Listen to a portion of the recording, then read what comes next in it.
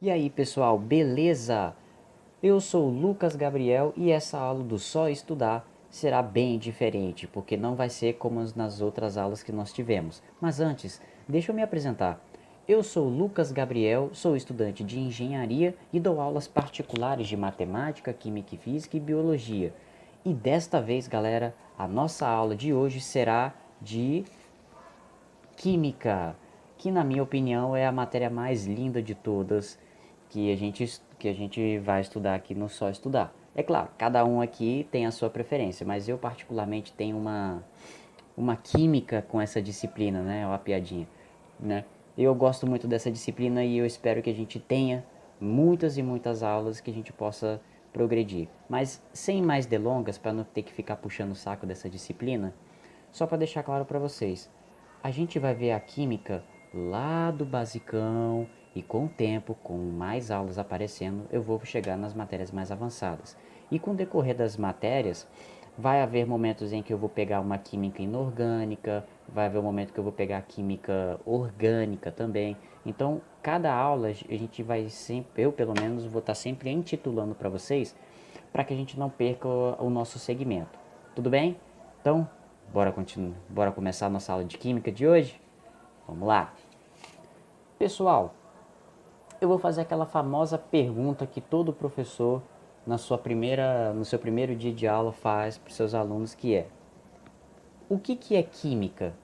O que a gente pode dizer dessa disciplina que eu sei que tem muita gente que não gosta, eu sei, mas tem outras pessoas que gostam. Mas vamos tentar conciliar essas pessoas. O que é química? Dá uma pensada. Já pensou?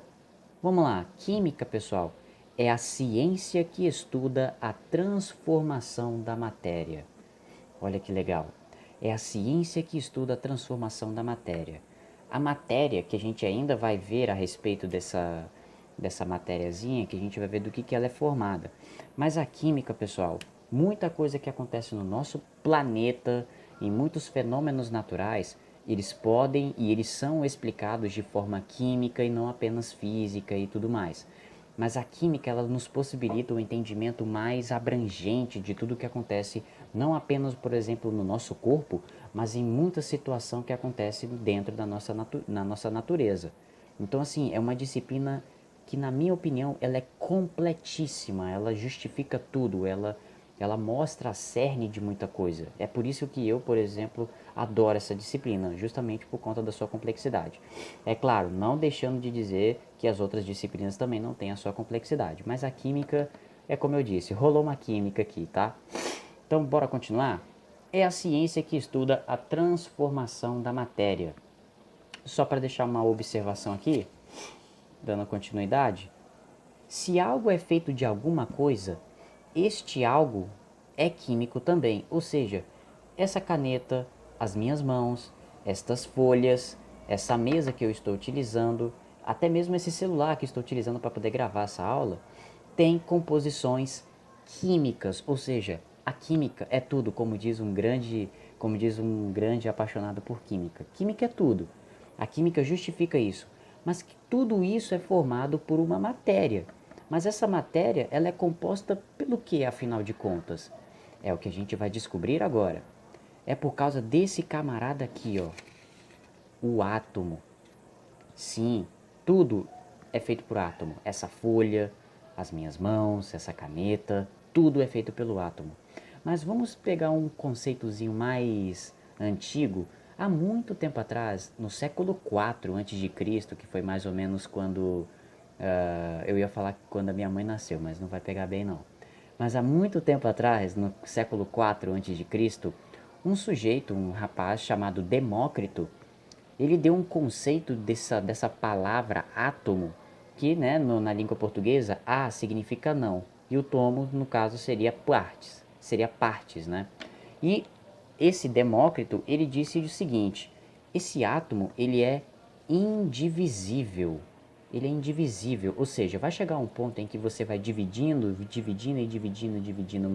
um determinado objeto, uma determinada coisa muito pequena, que vai chegar uma hora que a gente não vai ser capaz de dividir.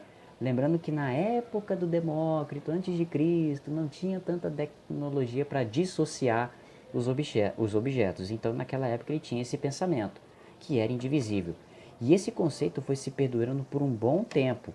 Só que, para o nosso bem, hoje, já se sabe que o átomo ele é formado por partículas muito menores, ou seja, ainda menores, que são chamadas de partículas subatômicas. E quais são essas partículas subatômicas do átomo? É o que a gente vai ver agora. São chamados de prótons, nêutrons e elétrons. Sim, ou seja, existem partículas ainda menores do que o átomo, que são as nossas partículas subatômicas ou partículas menores, tanto faz na hora de você conceituar, tá? Que são chamados de prótons, nêutrons e elétrons. E esses prótons, nêutrons e elétrons a gente ainda vai ver a respeito das suas cargas relativas e absolutas e das suas respectivas massas também, tudo bem? Então vamos no passo a passo para a gente não se perder. Vamos dar continuidade? Só que a gente está falando dessas partículas subatômicas, mas vamos entender como que funciona a estrutura do átomo, que acho que vale mais a pena para a gente poder elucidar, digamos, a nossa matéria, né? Então vamos ver a estrutura do átomo, como que é essa estrutura do átomo. Vamos lá. Eu fiz um esqueminha aqui de um átomo, olha só que desenho maravilhoso, chupa Michelangelo. Esse aqui é o nosso átomo, né, que a gente conhece. Aqui no meio, nessa região central aqui, nós temos o chamado nosso núcleo. E o nosso núcleo, ele é composto por prótons e por nêutrons. Lembra das partículas subatômicas que vimos aqui anteriormente? E existe uma região do nosso átomo que é 10.000 vezes maior do que o nosso núcleo, que é predominantemente vazio, aonde nós encontramos elétrons, que é chamada de eletrosfera. Lembrando que eu vou pegar vou conceituar a respeito da eletrosfera mais para frente em aulas futuras de química, tá ok? Mas entenda que o nosso átomo é formado por um núcleo e por uma eletrosfera. No núcleo, a gente encontra os prótons e os nêutrons, e na eletrosfera nós encontramos os elétrons. Tudo bem? A gente pode continuar? Então, dando continuidade à nossa matéria aqui, ó, vou pegar essa folha aqui e vamos lá. Nós vamos ver agora essa tabelazinha aqui, ó, que vai ser de extrema importância para a gente entender com o que a gente está brincando. Nós estávamos falando, né, a respeito das partículas subatômicas ou partículas atômicas, né, que são os nossos conceitos fundamentais que nós vamos ver aqui. Bom, aqui eu tenho as minhas três partículas, né, que é o próton, o nêutron e o elétron. E aqui, ó, nessa região de carga, nós temos as cargas relativas e as nossas cargas absoluta, carga relativa e a carga absoluta de cada uma dessas partículas. Vamos ver do próton primeiro, ó. Próton, a carga relativa do próton é mais, ela é positiva, ok? Próton significa carga positiva. E o nêutron? Não tem. Por quê? O que é o nêutron na realidade? É a mesma quantidade de prótons e elétrons, ou seja, é nula, não tem. E a carga relativa do elétron é negativa. Sempre lembra, falou próton é positivo, falou elétron é negativo. Vamos ver matérias mais para frente que a gente vai precisar desses conceitos, tudo bem? E qual é a carga absoluta do próton? É 1,6 vezes 10 elevado a menos 19 coulomb. Tudo bem? E a carga absoluta do nêutron também é nula, ou seja, zero, né? E a carga absoluta do nosso elétron é de menos 1,6 vezes 10 a menos 19 coulomb. Legal, né? Já envolve uma notação científica, a gente já fica até um pouco preocupado na hora de trabalhar. Lá na matemática eu vou mexer com notação científica e não se preocupem, vocês não vão ficar tão perdidos assim, tá bom? Agora vamos ver da nossa massa. A massa relativa do próton é 1. A massa relativa do nosso nêutron também é 1. Mas olha a massa do elétron, como ele é tão leve quanto o próton. É de 1 sobre 1836 ou 1840, se você quiser. Ou seja, pessoal, o elétron ele é muito, mas muito leve em relação ao próton. Não é à toa que quando a gente vai fazer, por exemplo, eletrização por atrito ou por indução, entre outras coisas que a gente também vai ver lá na física e na própria química, inclusive, a gente consegue moldar o elétron de uma forma muito simples. Existem até experiências que eu vou até fazer questão de mostrar aqui para vocês em aulas futuras. E por isso o elétron ele é extremamente leve, ele é muito mais leve do que o próton. E é por isso que o próton ele não se mexe, a gente não mexe no núcleo. Isso aí é lá para as tecnologias de fusão nuclear, fissão nuclear, que é movimentação de núcleo. Isso é um tema para uma outra aula mais para frente. Mas por enquanto é isso daqui, o elétron ele é extremamente leve. Mas ô Lucas, você ainda não falou da massa absoluta do próton, do nêutron e do elétron. Cadê? Bom, se você está assistindo esta aula, vai ficar uma tarefa para você que está assistindo. Hehehehe. Eu quero que você coloque nos comentários, só para a gente ter um feedback da nossa aula. Coloque nos comentários, por favor, qual é a massa absoluta do próton e do elétron. Eu quero que vocês pesquisem e deixem nos comentários, tudo bem? Qual é a massa absoluta de cada uma dessas partículas, tudo bem? Fica uma tarefa para vocês, coloquem nos comentários, tá ok? Valendo um ponto, hein? Valendo um ponto. Então vamos continuar? A gente acabou de ver das partículas atômicas e suas respectivas, os seus respectivos valores de carga, tanto relativa e absoluta, quanto da sua massa. A absoluta eu vou deixar como tarefa de casa para vocês colocarem nos comentários, tudo bem? Então vamos lá. A partir de agora, a gente vai ver um conceito na química que é o número atômico. Lembra que quando a gente estava falando do átomo, e por causa desse átomo a gente foi capaz de montar uma tabela conhecida né, como tabela periódica. E na tabela periódica, cada um dos nossos elementos, eles possuem o seu respectivo número atômico, que é representado pela letra Z. Tudo bem? Então, o que significa o número atômico? O número atômico, pessoal, é o número que identifica o átomo e corresponde ao número de prótons, ou seja, o número atômico é a mesma coisa que o número de prótons, em que Z é igual a P. Essa relação, pessoal, é muito importante. Então, por favor, se você está assistindo essa aula, anote para você não se confundir em aulas futuras, tudo bem? Então, vamos continuar? Agora a gente vai ver o número de massa, que é representado pela letra A. E o que significa o número de massa, Lucas? É o que a gente vai ver agora. O número de massa é a soma de prótons e nêutrons. Olha só que legal. E nós temos uma relação matemática deles, em que A é igual a P mais N, em que P representa o número de prótons e N representa o número de nêutrons. Tudo bem?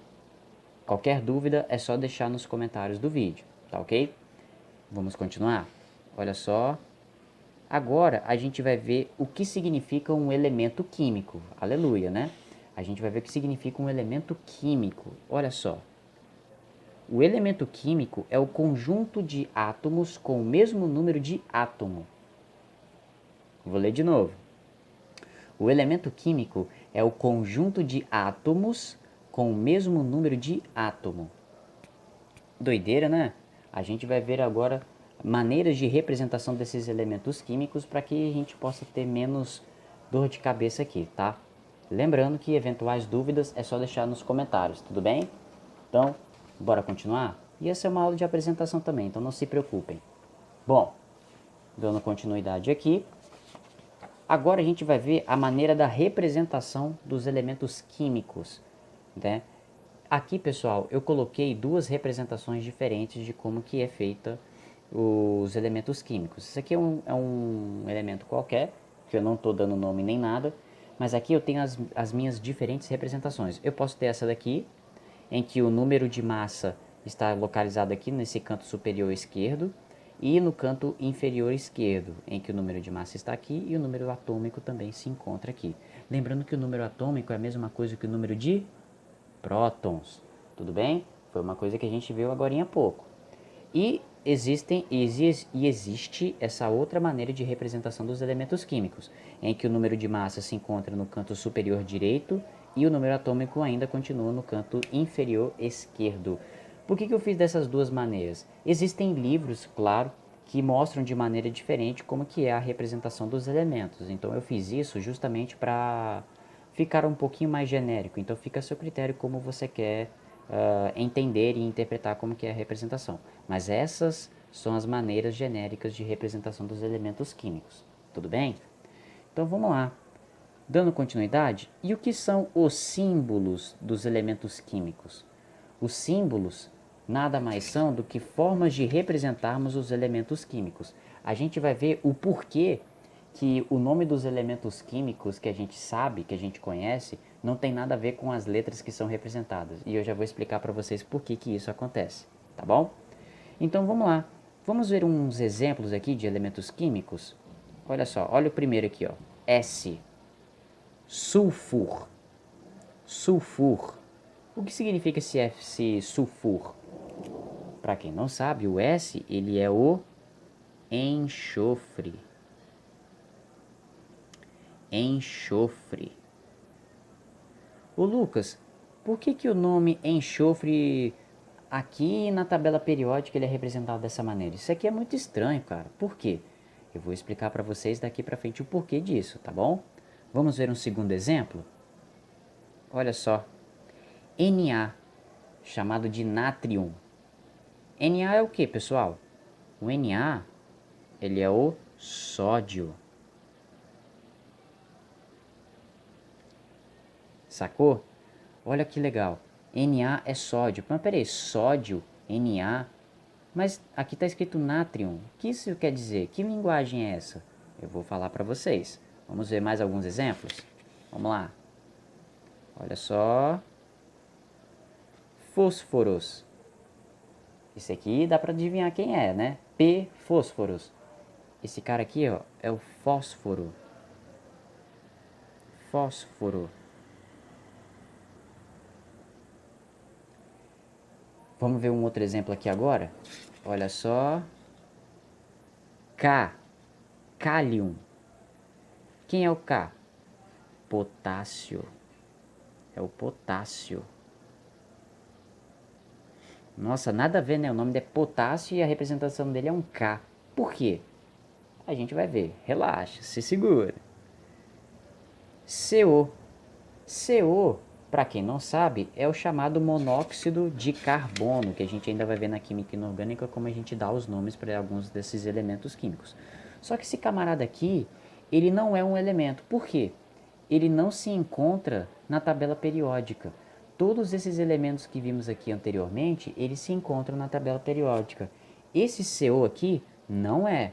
Se a gente pegar só o carbono e o oxigênio, aí sim. Mas como está aqui junto, é o monóxido de carbono. Então ele não é um elemento na nossa tabela periódica. Tudo bem?